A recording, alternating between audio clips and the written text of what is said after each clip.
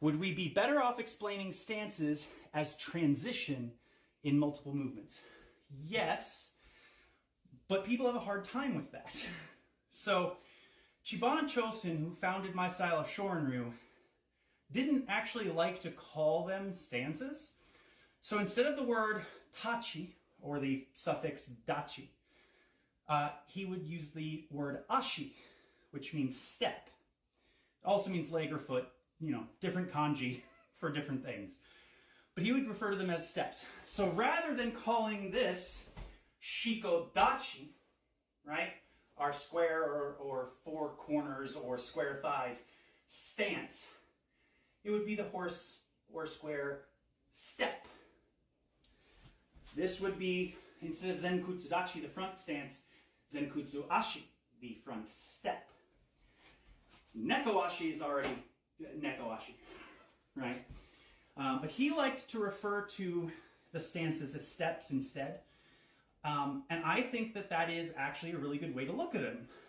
But when you take out the static component of a stance, people tend to get lazy about them and lose the structure component. So then they're dangerously misaligning joints, or they're just moving inefficiently. So, because if you imagine, what does a shikodachi do? It sinks and rises. Does it need to be exactly this structure? No. But if you just start with telling people, you set your feet wide and drop into a squat, right? Well, they're going to do it sloppily. It's going to be uneven. So you have to have some structure to it. And I think that's why they became stances as opposed to steps, was so that the instructor could go around and go, okay, the structure is right. You're not going to hurt yourself. You're doing it efficiently. Good. But people got so fixated on that component then that they lost track of the fact that it's supposed to be transitory.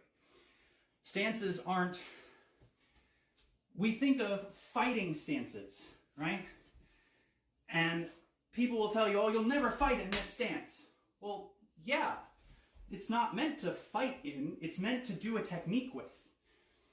Right? You'll never fight in this front stance. No.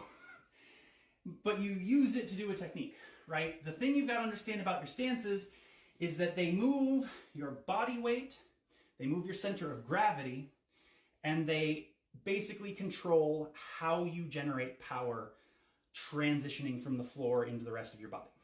So they are the engine behind whatever technique it is you're doing. And that comes into play when you're doing bunkai as well, right? The stance informs you. Do I drop into a really low stance? Well, chances are whatever it is I'm doing needs power dropping, right?